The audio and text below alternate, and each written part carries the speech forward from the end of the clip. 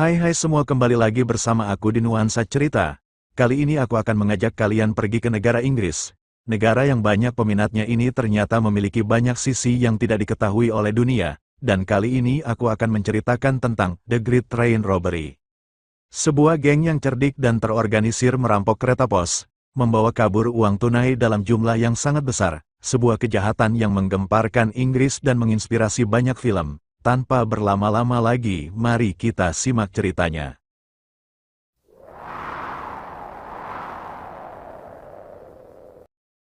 Pada awal dekade 1960-an, Inggris masih merupakan sebuah negara yang sedang berusaha keluar dari bayang-bayang kerasnya pasca Perang Dunia II, dengan struktur masyarakat yang masih sangat menghormati hierarki dan otoritas. Dalam iklim sosial yang teratur inilah, sebuah ambisi besar mulai tumbuh di kalangan sekelompok pria yang dipimpin oleh Bruce Reynolds. Mereka bukanlah penjahat biasa, melainkan individu-individu yang percaya bahwa mereka dapat merancang dan melaksanakan sebuah kejahatan yang begitu berani sehingga akan mengguncang fondasi establishment Inggris. Sasaran yang mereka pilih adalah simbol dari keandalan dan ketertiban negara itu sendiri, kereta pos Royal Mail yang berjalan dari Glasgow menuju London. Kereta ini secara rutin mengangkut uang tunai usang dari Bank of Scotland yang akan dimusnahkan di ibu kota, dan yang membuatnya menjadi target yang begitu menarik adalah karena uang-uang tersebut tidak memiliki nomor seri yang tercatat, menjadikannya harta karun yang ideal untuk diambil dan hampir mustahil untuk dilacak. Bruce Reynolds, seorang visioner di dunia kriminal dengan selera gaya yang tak tertandingi dan kecerdasan yang tajam, menghabiskan waktu berbulan-bulan melakukan pengamatan yang cermat terhadap setiap detail pergerakan kereta pos tersebut. Visinya adalah sebuah rencana yang cerdik dan elegan, jauh dari kekerasan kasar yang biasa dilakukan para penjahat pada masa itu. Inti dari strategi briliannya terletak pada sebuah manipulasi teknis. Mereka akan memalsukan sinyal kereta api untuk menghentikan kereta tersebut di tempat yang terpencil. Untuk mewujudkan rencana teknis ini, ia merekrut Roger Cordray, seorang ahli perkeretaapian yang memahami seluk-beluk sistem sinyal. Di sampingnya, Buster Edwards, seorang petinju turnet penjaga malam yang karismatik dan terhubung baik, bertugas mengoordinasi logistik dan merekrut anggota kru lainnya. Reynolds kemudian menyusun tim yang terdiri dari 15 orang, masing-masing dipilih karena keahlian spesifik mereka, mulai dari sopir yang terampil, pengawal yang terpercaya, hingga seorang mekanik yang andal. Tidak ada detail yang terlewat, mereka bahkan menyewa sebuah peternakan terpencil bernama Leatherslade Farm sebagai markas operasi dan memodifikasi kendaraan-kendaraan mereka secara khusus untuk mendukung proses pemindahan barang yang cepat dan efisien. Pada dini hari yang dingin tanggal 8 Agustus tahun 1963, tepat pukul 3, di sepanjang rel sepi dekat jembatan Bridego, rencana yang telah lama disusun akhirnya bergulir. Sebuah sinyal kereta api yang dipalsukan dengan lampu merah buatan berhasil memancing masinis Jack Mills untuk mengerem lokomotifnya, mengira ada bahaya di depan. Dalam hitungan detik, kereta yang membawa harta karun itu berhenti tepat di tempat yang diinginkan para perampok.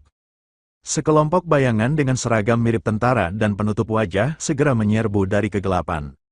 Dengan presisi yang mengerikan, mereka memisahkan lokomotif dan gerbong uang dari rangkaian kereta lainnya. Situasi yang awalnya terkendali berubah kelam ketika Mills, yang berusaha melawan, mendapat pukulan di kepala hingga cedera. Kemudian, sebuah kendala tak terduga muncul saat Ronnie Bigge, yang direkrut sebagai pengganti masinis, justru gagal mengoperasikan mesin lokomotif yang kompleks. Dalam kepanikan, para perampok terpaksa memaksa Mills yang terluka dan masih berkunang-kunang untuk memindahkan kereta sejauh beberapa mil menuju titik transfer yang sudah ditentukan. Sebuah adegan penuh tekanan yang mengubah rencana sempurna menjadi drama manusia yang penuh improvisasi. Di titik transfer yang gelap gulita, sebuah drama efisiensi kriminal segera dimulai.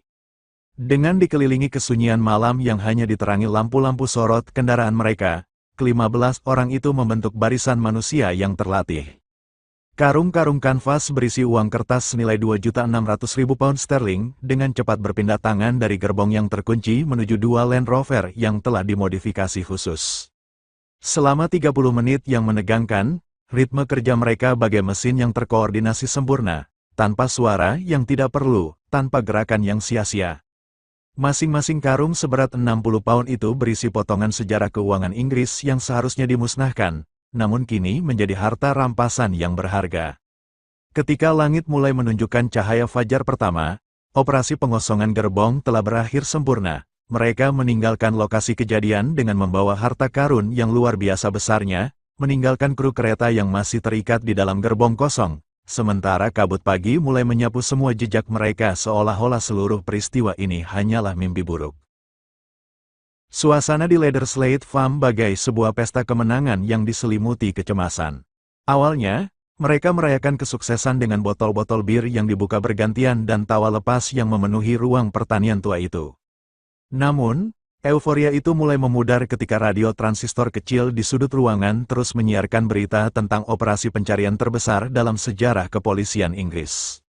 Ketegangan yang awalnya samar mulai mengkristal menjadi paranoia yang nyata. Setiap derit lantai kayu atau suara kendaraan di kejauhan membuat jantung mereka berdebar kencang. Dalam kepanikan, mereka membuat kesalahan-kesalahan fatal yang justru akan menjadi petaka, meninggalkan sidik jari di atas botol minuman, papan monopoli yang masih terbuka, dan bahkan selembar kertas berisi jadwal kereta api yang dengan ceroboh tertinggal. Perselisihan pun mulai merebak di antara mereka, memperdebatkan pembagian uang yang belum jelas jumlah pastinya dan kapan waktu terbaik untuk meninggalkan persembunyian ini. Solidaritas yang sebelumnya menyatukan mereka kini retak oleh bayangan panjang jeruji besi. Di bawah tekanan publik dan pemerintah yang semakin besar, Scotland Yard melancarkan operasi penyelidikan paling masif dalam sejarah kriminal Inggris. Jejak pertama berhasil diperoleh bukan dari teknologi forensik canggih, melainkan dari kewaspadaan warga biasa. Seorang tetangga yang curiga dengan aktivitas di Leatherslade Farm melaporkan pengamatannya kepada polisi. Ketika petugas menyisir lokasi tersebut, mereka menemukan harta karun bukti forensik, puluhan sidik jari terang-terangan tertinggal di atas permukaan botol minuman, papan permainan, dan peralatan makan. Roger Corbray menjadi mata rantai pertama yang putus setelah tertangkap di Bournemouth, dan dalam interogasinya yang penuh ketegangan, ia mulai memberikan informasi tentang identitas dan peran rekan-rekannya demi mendapatkan keringanan hukuman. Informasi dari Corbray ini memicu efek domino penangkapan, menyapu hampir seluruh anggota geng satu persatu. Meskipun beberapa orang kunci seperti Ronnie Bigge dan Bruce Reynolds masih berhasil menghindari tahanan untuk sementara waktu dengan menyamar dan berpindah-pindah lokasi. Di bawah tekanan publik dan pemerintah yang semakin besar, Scotland Yard melancarkan operasi penyelidikan paling masif dalam sejarah kriminal Inggris. Jejak pertama berhasil diperoleh bukan dari teknologi forensik canggih, melainkan dari kewaspadaan warga biasa. Seorang tetangga yang curiga dengan aktivitas di Leatherslade Farm melaporkan pengamatannya kepada polisi. Ketika petugas menyisir lokasi tersebut, mereka menemukan harta karun bukti forensik, puluhan sidik jari terang-terangan tertinggal di atas permukaan botol minuman, papan permainan, dan peralatan makan. Roger Corbray menjadi mata rantai pertama yang putus setelah tertangkap di Bournemouth, dan dalam interogasinya yang penuh ketegangan, ia mulai memberikan informasi tentang identitas dan peran rekan-rekannya demi mendapatkan keringanan hukuman. Informasi dari Corbray ini memicu efek domino penangkapan, menyapu hampir seluruh anggota geng satu persatu. Meskipun beberapa orang kunci seperti Ronnie Bigge dan Bruce Reynolds masih berhasil menghindari tahanan untuk sementara waktu dengan menyamar dan berpindah-pindah lokasi. Di bawah tekanan publik dan pemerintah yang semakin besar, Scotland Yard melancarkan operasi penyelidikan paling masif dalam sejarah kriminal Inggris.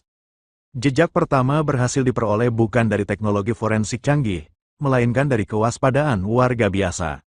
Seorang tetangga yang curiga dengan aktivitas di Leatherslade Farm melaporkan pengamatannya kepada polisi. Ketika petugas menyisir lokasi tersebut, mereka menemukan harta karun bukti forensik, puluhan sidik jari terang-terangan tertinggal di atas permukaan botol minuman, papan permainan, dan peralatan makan.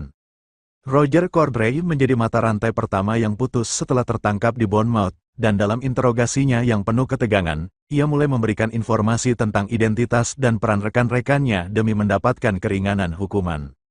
Informasi dari Corbray ini memicu efek domino penangkapan, menyapu hampir seluruh anggota geng satu persatu. Meskipun beberapa orang kunci seperti Ronnie Bigge dan Bruce Reynolds masih berhasil menghindari tahanan untuk sementara waktu dengan menyamar dan berpindah-pindah lokasi. Pengadilan yang digelar kemudian menjadi panggung pertunjukan keadilan yang penuh sorotan. Hakim yang memimpin persidangan menjatuhkan hukuman yang luar biasa berat untuk ukuran zaman itu, dengan vonis mencapai 30 tahun penjara bagi sebagian besar terpidana. Keputusan ini jelas dimaksudkan sebagai pesan tegas dari pemerintah bahwa tidak ada toleransi bagi kejahatan yang berani menantang institusi negara. Ruang sidang dipenuhi oleh wartawan dari berbagai penjuru dunia yang meliput setiap detil proses peradilan ini, sementara masyarakat Inggris terbelah antara rasa kagum akan kelancaran eksekusi perampokan dan kecaman terhadap kekerasan yang menyertainya. Selama persidangan, jaksa penuntut berhasil mengungkap jaringan rumit di balik peristiwa itu, memperlihatkan bagaimana setiap anggota tim memiliki peran spesifik yang dijalankan dengan disiplin ketat. Proses hukum ini tidak hanya mengadili para pelaku, tetapi juga membongkar seluk-beluk dunia kriminal terorganisir yang selama ini tersembunyi dari masyarakat umum. Ironisnya, mimpi kekayaan yang memicu perampokan berani itu justru berubah menjadi kutukan yang menghantui hidup mereka. Buster Edwards, setelah bebas dari penjara, mencoba menghidupi diri dengan berjual bunga di depan stasiun Waterloo, sebuah kehidupan sederhana yang kontras dengan ambisi besarnya dahulu. Namun bayangan masa lalu terus menggerogotinya, hingga akhirnya ia mengakhiri hidupnya sendiri di sebuah gudang pada tahun 1994. Bruce Reynolds, sang otak brilian di balik seluruh operasi, menghabiskan sisa hidupnya dengan menulis memoar dan bergulat dengan kesulitan keuangan, meninggal dunia dalam kemiskinan relatif pada tahun 2013. Ronnie Bige, setelah puluhan tahun menjadi buronan di Brasil, akhirnya kembali ke Inggris dengan sukarela hanya untuk menghabis hari tuanya sebagai tahanan sakit yang terbaring di penjara sebelum dibebaskan dengan alasan kemanusiaan. Sementara itu, Jack Mills, sang masinis yang menjadi korban, tidak pernah benar-benar pulih dari trauma fisik dan mental yang dideritanya pada malam naas itu, dan meninggal dunia pada tahun 1970 tanpa pernah mendapatkan kompensasi yang berarti. Dari total 2.600.000 pound sterling yang berhasil dirampok, hanya sekitar 400.000 pound yang berhasil ditemukan dan dikembalikan. Sebagian besar harta hasil rampokan itu lenyap bagai ditelan bumi, memicu berbagai spekulasi dan teori konspirasi yang terus berkembang puluhan tahun kemudian. Sebagian meyakini uang itu masih terkubur aman di suatu tempat di pedesaan Inggris, tersembunyi di lokasi rahasia yang hanya diketahui segelintir orang. Teori lain menyebutkan uang kertas itu mungkin telah diselundupkan ke luar negeri atau secara sistematis dihancurkan untuk menghilangkan jejak. Yang paling mungkin adalah uang tersebut telah dibelanjakan secara perlahan dan diam-diam melalui jaringan kriminal bawah tanah. Meskipun tidak ada yang pernah tahu pasti nasib akhir dari kekayaan besar itu, hingga hari ini, misteri hilangnya uang hasil perampokan kereta api besar-besaran itu tetap menjadi salah satu teka-teki kriminal terbesar yang belum terpecahkan dalam sejarah Inggris. Peristiwa perampokan kereta api tahun 1963 itu meninggalkan warisan ambigu dalam benak kolektif masyarakat Inggris. Di satu sisi, aksi tersebut menandai akhir romantisme era penjahat terhormat, dan memicu evolusi besar-besaran dalam sistem keamanan perbankan dan perkeretaapian nasional. Di sisi lain, kisahnya terus hidup melalui berbagai adaptasi film, buku, dan dokumenter yang mengabadikan narasi kontradiktif antara kejeniusan kriminal dan kehancuran pribadi. Pelajaran paling abadi dari seluruh episode ini barangkali terletak pada paradoksnya yang pahit, rencana yang hampir sempurna justru digagalkan oleh kesalahan-kesalahan manusiawi paling sederhana, dan kemenangan besar yang mereka raih dalam sekejap malam justru berubah menjadi kutukan seumur hidup yang menghancurkan masing-masing pelakunya dengan cara berbeda. Lebih dari sekadar kisah kriminal, legenda ini menjadi cermin abadi tentang ambisi manusia, batasan antara keberanian dan keserakahan, serta kebenaran purba bahwa tidak ada kejahatan yang benar-benar sempurna. Kisah mereka pun berakhir, bukan di pengadilan atau di balik jeruji besi, melainkan terpatri selamanya dalam legenda, sebuah peringatan abadi bahwa terkadang, mendapatkan semua yang Anda inginkan justru adalah awal dari kehilangan segalanya. Dan itulah akhir dari cerita kali ini. Jangan lupa tekan like dan jangan lupa subscribe juga ya. Terima kasih.